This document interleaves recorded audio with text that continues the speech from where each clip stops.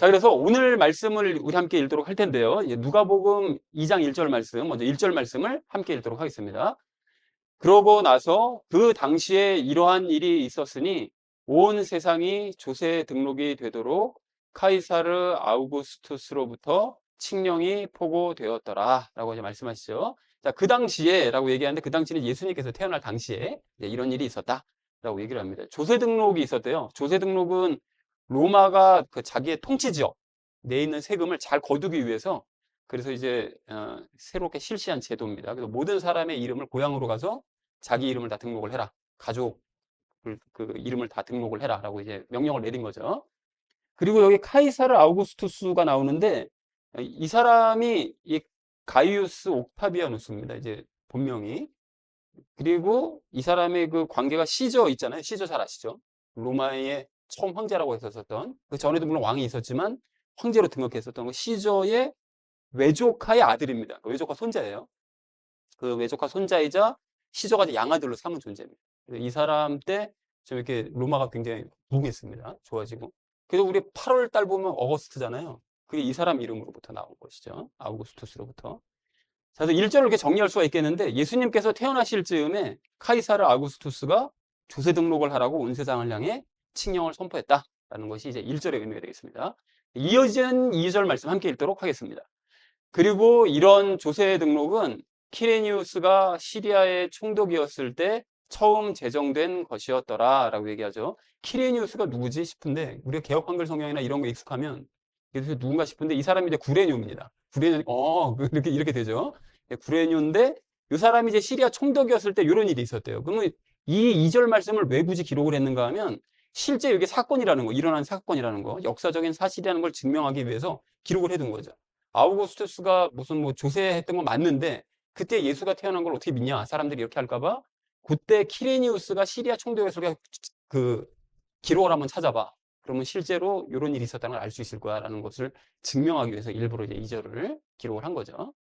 자, 2절을 이렇게 정리해 볼 수가 있겠는데요. 이러한 조세 등록은 키레니우스가 시리아의 총독이었을 때 처음 제정된 것이었다라고 얘기했다는 것이 2절의 의미 되겠습니다. 자, 이어진 3절 말씀 함께 읽도록 하겠습니다. 그러자 모두가 조세 등록을 받기 위하여 갔으니 각자 자기 자신의 도시로 향하였더라 라고 얘기하죠. 자기 자신의 도시라는 거 이제 자기의 이제 고향으로 돌아갔다 이런 뜻입니다. 별로 내용이 어렵지 않아서 바로 정리를 하자면 모두가 조세 등록을 하기 위해 자기 자신의 고향으로 향했다 라고 얘기했다는 것이 3절의 의미가 되겠습니다. 이어진 4절 말씀 함께 읽도록 하겠습니다. 그리고 요셉 또한 나사렛 도시에서 나와서 갈릴리로부터 유대로 올라갔으며 베들레헴이라 불리는 다윗의 도시에 이르렀으니 이는 그가 다윗의 집과 혈통에 속하였기 때문이라 라고 말씀하십니다. 베들레헴이라 불리는 다윗의 도시. 그러니까 베들레헴이 다윗의 고향이었잖아요. 그죠? 그러니까 베들레헴이라고 불리는 이제 다윗의 고향으로 이제 갔다는 거예요. 요셉도 고향이 베들레헴이었습니다.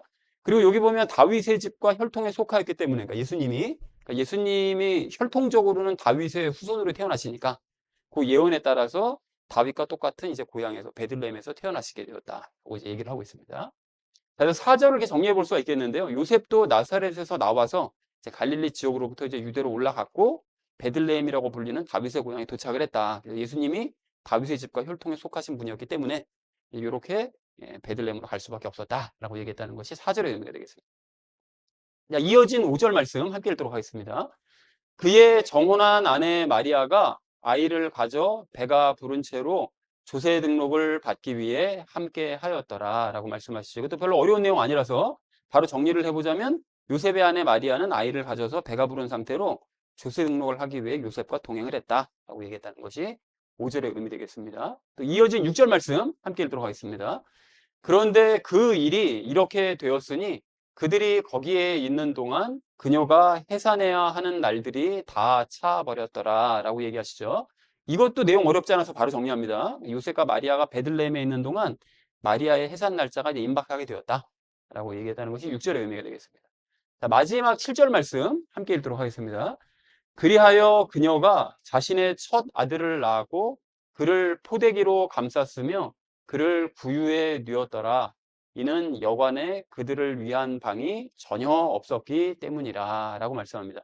여기 그를 위해 구유에 뉘었대요. 그러니까 여기 그 예수님이 침대가 아니라 그냥 짐승 말먹이 그냥 먹이통이요. 그냥 거기를 깨끗하게 닦아가지고 거기 아기를 그냥 누운 거죠. 냄새도 많이 나고 막 이랬을 건데 그러니까 가장 높고 영광스러우신 분이 가장 낮고 초라한 모습으로 태어나신 거죠. 태어나실 때부터 그런 모습으로 태어나셨습니다. 자, 그래서 7절을 이렇게 정리해 볼 수가 있겠는데요. 마리아는 첫 아들을 낳은 후 포대기로 감쌌고 아기를 구유에 누였다. 왜냐하면 여관에 묵을 방이 없었기 때문이었다. 그러니까 태어나실 때부터 참 이렇게 빡빡하신 상태로 태어나신 거예요. 삶이 아주 그냥 빡빡한 삶을 살도록 태어나신 거죠. 자, 그래서 오늘 본문 말씀을 이렇게 정리를 볼 수가 있겠는데요. 예수님께서 태어나실 즈음에 카이사르 아우구스투스가 조세 등록을 하라고 온 세상을 향해 칙령을 선포했다. 이러한 조세 등록은 키레니우스가 시리아의 총독이었을 때 처음 제정된 것이었다. 부가적인 설명을 했고요. 그래서 모두가 조세 등록을 하기 위해 자기 자신의 고향으로 향했다. 요셉도 나사렛에서 나와서 갈릴리 지역에서 유대로 올라갔고 베드레헴이라 불리는 다윗의 고향에 도착을 했다. 예수님이 다윗의 집과 혈통에 속한 분이었기 때문에요. 그래서 요셉의 아내 마리아는 아이를 가져서 배가 부른 상태로 조세 등록을 하기 위해서 요셉과 동행을 했는데 요셉과 마리아가 베들레헴에 있는 동안 마리아의 해산 날짜가 이제 임박을 한 거죠. 딱 거기 갔을 때. 그래서 마리아는 첫 아들을 낳은 후에 포대기로 감쌌고 아기를 구유에 누일 수밖에 없었습니다. 왜냐하면 여관에 묵을 방이 없었기 때문에 어쩔 수 없이 마구간에서 아기를 낳고 말 구유통에 아기를 놓는 이런 안타까운 일을 하게 되었다라고 얘기했다는 것이 오늘 본문 전체 내용이 되겠습니다. 말씀이 뭐 전혀 어렵지 않죠? 다 우리 또 이미 이렇게 알고 있는 내용이고요. 창세기하고 예수님 탄생 내용은 뭐 불신자들도 다 압니다. 뭐 앞부분 내용들은 그 정도로 다 아는 거죠. 자, 그래서 오늘 우리는 이 하나님께서 일하시는 방식과 관련돼서 세 가지 이야기를 나누려고 할 건데요. 그 첫 번째는 하나님께서 일하시는 방식에 대해서, 그 두 번째는 우리의 소원과 순종에 대해서, 마지막 세 번째는 우리의 불평과 그 이유에 대해서 함께 말씀을 나누도록 하겠습니다. 그래서 오늘 말씀의 결론이요. 말씀대로 이루시는 하나님께 순종하자라는 것을 주제로 이제 나머지 말씀을 삶에 적용하면서